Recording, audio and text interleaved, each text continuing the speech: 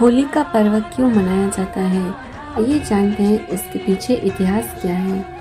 होलिका दहन का पर्व संदेश देता है कि ईश्वर अपने अनन्य भक्तों की रक्षा के लिए सदा उपस्थित रहते हैं। होलिका दहन होली त्योहार का पहला दिन फाल्गुन मास की पूर्णिमा को मनाया जाता है। इसके अगले दिन रंगों से खेलने की परंपरा है, जिसे धुलंडी, दुलंडी और धूली आदि नामों से भी जाना जाता है। होली बुराई पर अच्छाई की विजय के उपलक्ष्य में मनाई जाती है। होलिका दहन, जिसे छोटी होली भी कहते हैं, उसके दूसरे दिन पूर्ण हर्षोल्लास के साथ रंग खेलने का विधान है और अबीर गुलाल आदि एक दूसरे को लगाकर व गले मिलकर इस पर्व को मनाया जाता है। इस त्योहार को लेकर सबसे प्रचलित है प्रहलाद, होलिका और हिरण्यकश्यप की कहानी। लेकिन होली की केवल यही नहीं बल्कि और भी कई कहानियां प्रचलित हैं जो बहुत सारे लोग नहीं जानते। तो चलिए आज हम जानते हैं। सबसे पहले होलिका दहन की पौराणिक कथा सुनते हैं, जो सबने सुनी ही होगी। पुराणों के अनुसार दानवराज हिरण्यकश्यप ने जब देखा कि उसका पुत्र प्रहलाद सिवाय विष्णु भगवान के किसी अन्य को नहीं बचता, तो वह क्रोधित हो उठा और अंततः उसने अपनी बहन होलिका को आदेश दिया कि वह प्रहलाद को गोद में लेकर अग्नि में बैठ जाए, क्योंकि होलिका को वरदान प्राप्त था कि उसे अग्नि नुकसान नहीं पहुंचा सकती। किंतु हुआ इसके ठीक विपरीत।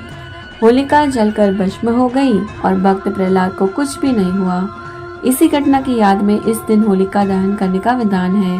होली का पर्व संदेश देता है कि इसी प्रकार ईश्वर अपने अनन्य भक्तों की रक्षा के लिए सदा उपस्थित रहते हैं। होली की केवल यही नहीं बल्कि और भी नई कहानियां प्रचलित है। सुनते हैं कामदेव की कहानी। होली की एक कहानी कामदेव की भी है। पार्वती शिव से विवाह करना चाहती थी, लेकिन तपस्या में लीन शिव का ध्यान उनकी तरफ गया ही नहीं। ऐसे में प्यार के देवता कामदेव आगे आए और उन्होंने शिव पर पुष्प बाण चला दिया। तपस्या भंग होने से शिव को इतना गुस्सा आया कि उन्होंने अपनी तीसरी आंख खोल दी और उनके क्रोध की अग्नि में कामदेव भस्म हो गई। कामदेव के भस्म हो जाने पर उनकी पत्नी रति रोने लगी और शिव से कामदेव को जीवित करने की विनती की। अगले दिन तक शिव का क्रोध शांत हो चुका था। उन्होंने कामदेव को पुनर्जीवित किया। कामदेव के भस्म होने के दिन होलिका जलाई जाती है और उनके जीवित होने की खुशी में रंगों का त्योहार मनाया जाता है। एक कहानी है महाभारत की। महाभारत की एक कहानी के मुताबिक युधिष्ठिर को श्री कृष्ण ने बताया, एक बार श्री राम के एक पूर्वज रघु के शासन में एक असुर महिला थी। उसे कोई भी नहीं मार सकता था, क्योंकि वह एक वरदान द्वारा सुरक्षित थी। उसे गले में खेल रहे बच्चों के अलावा किसी से भी डर नहीं था।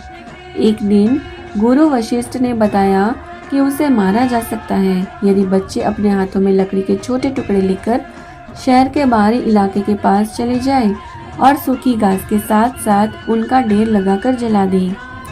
फिर उसके चारों ओर परिक्रमा दें, नृत्य करें, ताली बजाए, गाना गाए और नगाड़े बजाए। फिर ऐसा ही किया गया।